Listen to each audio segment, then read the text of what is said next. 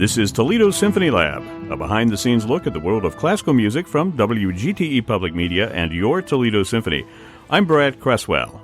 Joining me today are the Toledo Symphony's president and CEO, Zach Vassar, also artistic administrator and principal second violin, Merwin Siu.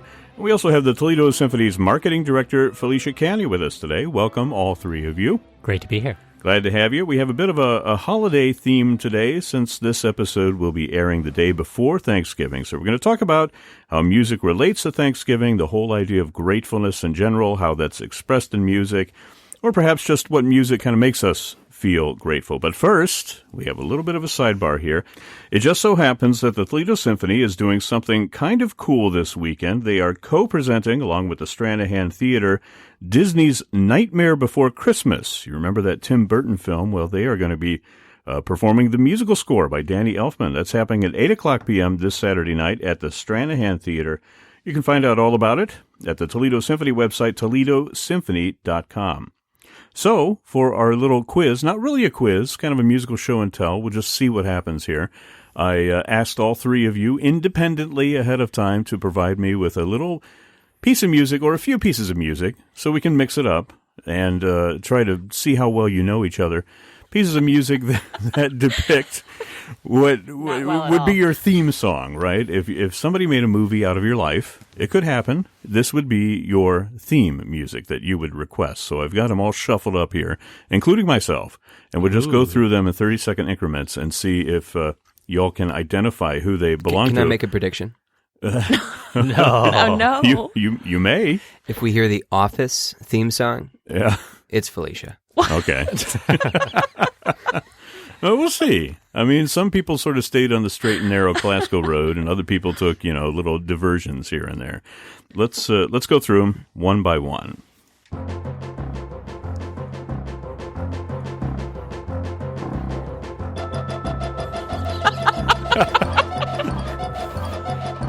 This is miserable. This is bad MIDI. No, it's actually an arrangement for bassoons. Bassoons? Bassoons? Yeah. Plural. Oh, that's Of the awesome. the saber dance. Yeah, what's the top line though? Is that actually a bassoon playing? No. Yeah, those are That? Maybe That just is on a bassoon. reeds. Maybe just yeah, on it reeds. could be reeds. Yeah, That's yeah. it. That's Fascinating, the huh? Who does that belong to? No? Well, No? there's one reed player among us, so That's mine. that's yours. That's one of mine, actually. Wonderful. And I was a reed player, too. I was a bassoonist, by the way. Oh, perfect. Oh, wow. But I have two little kids I at home, had so such high hopes for you. that's one of my theme songs. It makes me think definitely. back to Pee-wee's Big Adventure. Remember that? Exactly. Right? Yeah. And just pulling the chains out of the endless chain out of his bike storage compartment. That should be the next collaboration with the Stranahan. Pee-wee's Big Adventure. You can play I the like score this for idea. that. Wouldn't that be Wasn't fun? that Danny Elfman as well? I think so. Yeah. Here's the second one.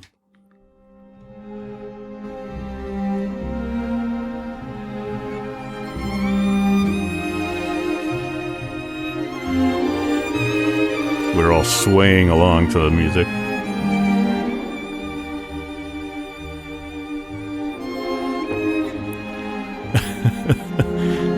Zach is staring intently at everybody, trying to read figure out faces, who it yeah. is. Somebody has a look of nostalgia in their eyes. But you so- could be, it could be yours. You could be trying You're to throw trying to us trick off. us, aren't you, Zach? Yeah. Could. Okay. I'm far too competitive. Anybody want to jump out there and say who it is? All right, fess up. Whose is it? It's mine. It's Felicia's. Yes. What was that piece? Oblivion by Astor Piazzolla. Now, what does that say about you? I had to really carefully think about this. And I think that we all kind of go through life just kind of living it and then, looking back on things. Then you realize how it fits into the bigger picture. Yeah. So Where does Oblivion fit into your bigger picture? It's kind of a Calgon Take Me Away kind of piece of music, right? It's beautiful, It's though. kind of It's beautiful. Yeah, Daily Escape. Here's the next one. Big girls don't cry. Big girls don't Okay, that's Zach. that's totally Zach. Well, he's getting into it. It's his pep talk. That's my favorite part. Sing along. Any guesses who that is? Oh, I already went on record, so I have to say. Yeah. Same. Actually, it's my wife's. I just had to throw one in there for fun. Little monkey wrench, musical monkey wrench there. Can I just thank you for your vote of confidence there? Absolutely. If this were Wait, Don't Tell Me, I would have just gotten a point.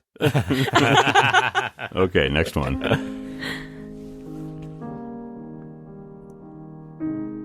You recognize this? Beethoven. Pathetique. Pathetique, yeah. This is Carl Haas's theme Oh, music, yeah. I think. Well, Carl Haas is not here today, unfortunately. This is actually an extended version because the person who brought this up also mentioned this song. Yes.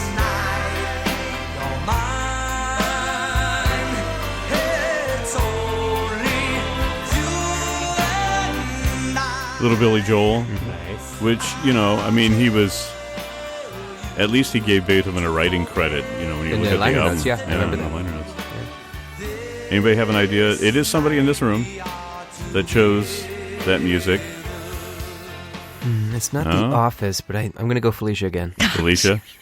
What do you say, Felicia? It's me. It's me. You're right. Yeah. Why'd you choose this one? I think I've always loved the Beethoven's Pathetique Sonata. It's it reminds me of like the high moments in my life, like, you know, Yeah. first love, getting married, brand new baby. Yeah. So I thought it was fitting. And the Billy Joel tie-in. The Billy Joel tie-in, well, you know, just put words to it, so Right. it's kind of perfect. I remember the Perfect. first time I heard that song, I just about jumped out of my chair and said, "This is Beethoven!" Yeah. And then I was happy to see that he actually Yeah. did Yeah. give some credit to It's like the first to time Ludwig. I heard Carmen. I thought, this is the Bad News Bears. Right? Just kind of in reverse. That's Yeah. Well, I didn't know that much about opera at the time. Here's the next one.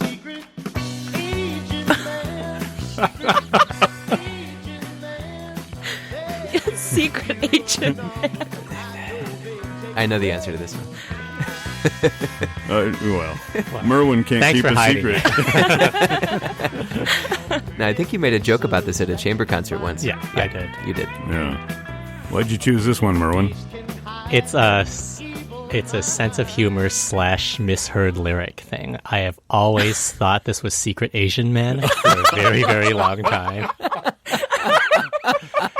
And so this was always my at-bat music. Like if you were going to go to the plate and you get to choose your own at-bat music, this would have been mine. The rest of the lyrics don't fit even remotely. But, Wow. but I've heard that from other people, actually. Yeah. Misheard lyrics. Okay, here's the next one.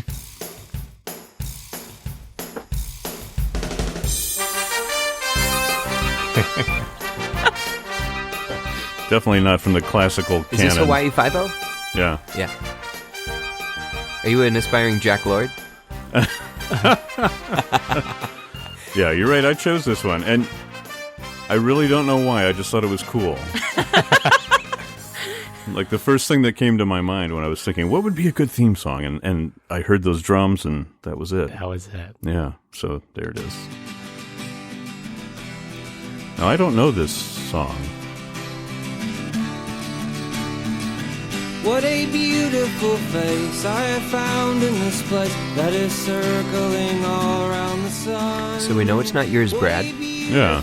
Well, I like the lyrics, though. You always like discovering new things. It could be him. Well, can't be me because I already had two. Soft and sweet. Soft and sweet. Who does that describe? It's got to be Merwin again. I will confess to this. Yeah. Yes, this is mine. What was that piece? It's Neutral Milk Hotels in the aeroplane over the sea, and it's just a very, very beautiful expression of carpe diem. Oh, It's and just finding beauty where you can, and embracing the time that you have now. I like it. It's a nice contrast from the Secret Agent Man. Not so much. I think of them very similar. Yeah.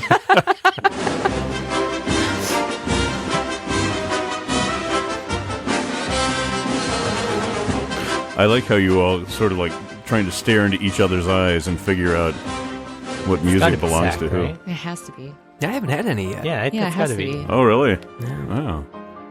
I guess I put all of yours at the Spoiler alert. Shuffle is really tricky when you're trying to do this. You have to come up So, with a Zach, special sequence. That was yours. That was me, Gershwin, yeah. right? I just feel like in day-to-day life, I feel like I'm buzzing about. I'm dashing from one meeting to the next. I'm trying to keep a happy face on. And I remember when I was watching Fantasia 2000, they did this great Very animation of Rhapsody in Blue, and they had everybody kind of chuntering along on a subway at that moment in the Rhapsody in Blue. Yeah. And I just felt like, yeah, it is moving. That's the sort of perpetual motion I feel right there. So that's that is how what I hear in my mind when I'm racing from one point to another. Okay, well, let's hear this next one.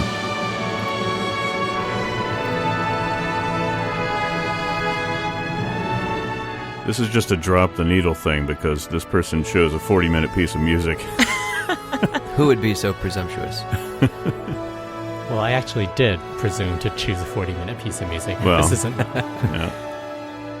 Oh, well, that narrows it down then. We know it's not you, Merwin. Felicia, is it you? No. No. It's not It's me. me. So it's Zach again. Yeah, so way to put two in the middle right here that are both mine. But again, if we think about Fantasia, I remember when I was a little kid, my mom would encourage me to listen to classical music and develop your own sort of Story. yeah, I'm thinking my own movie. So when I saw Fantasia, Right. I thought, yeah, this is exactly what my mom was trying to tell me about, that music can tell a story and you can imagine in your mind, and maybe it's dancing hippos, maybe it's something else.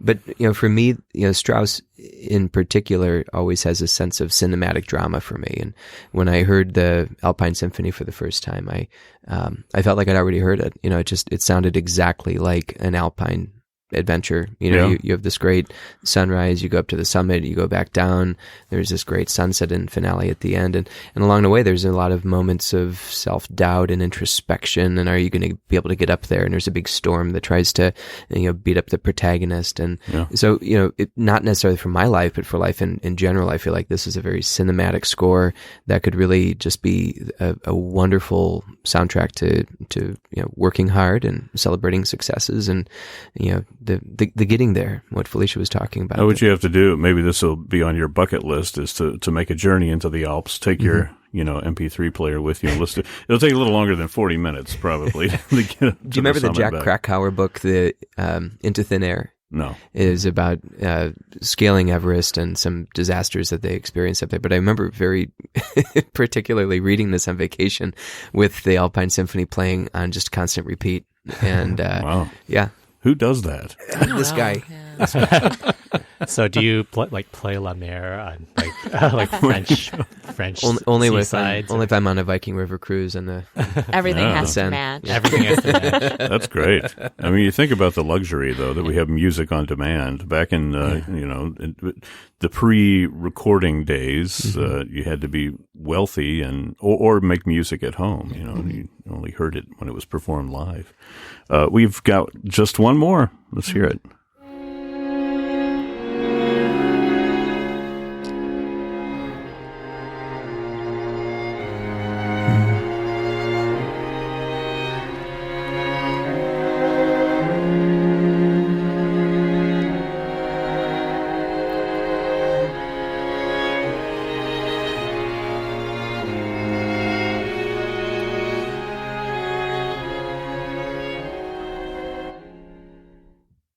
Can we identify what it is? Beethoven?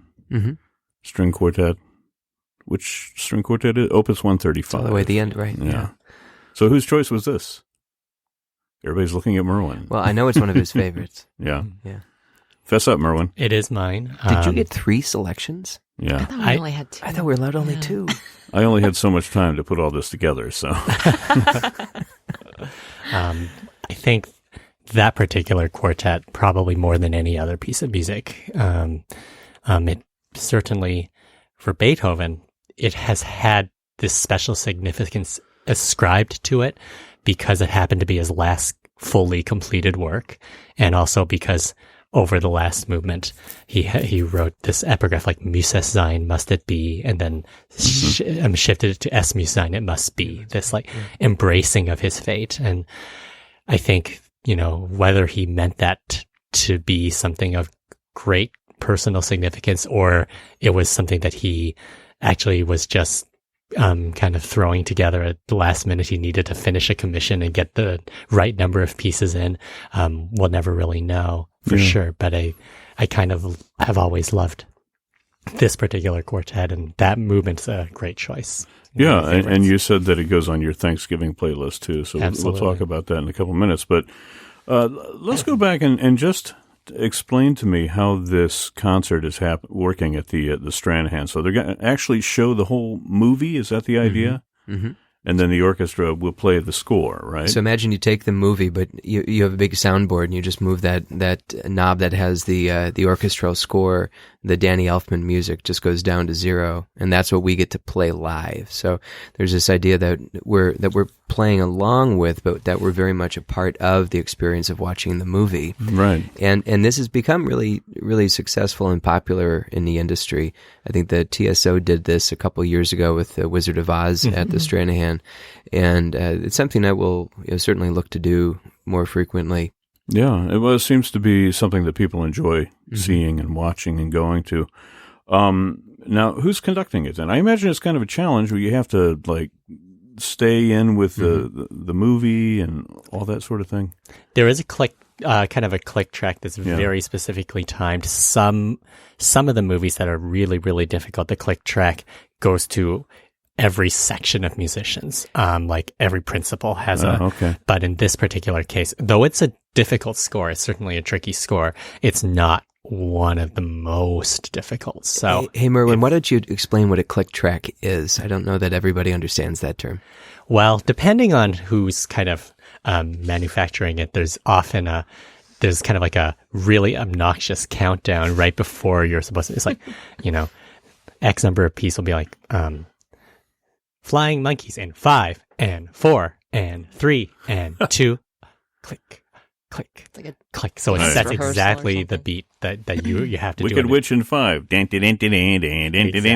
Right? So you get this sense of exactly what your preparatory beat is supposed to be, and that allows you to kind of, with so many quick changes in timing that have to meet up with screen action, that's exactly what a click track allows you to do. Yeah. Wow. So you can imagine if you're the orchestra, and let's take a moment where a monster or a character is going to jump out from around a corner. If you don't nail that bang, Right. you might as well not have played it. So that's what the click track tries to help you anticipate. Yeah. When So it's a very important part of the equation. So the movie Nightmare Before Christmas is about Halloween, right? I've never seen this movie, so tell me what it's about. Has anybody here seen it?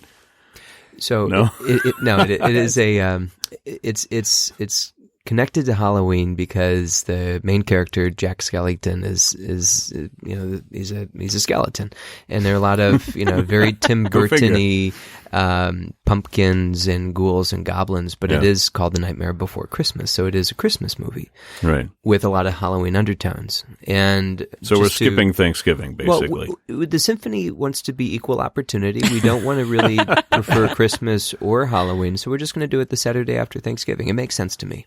Okay.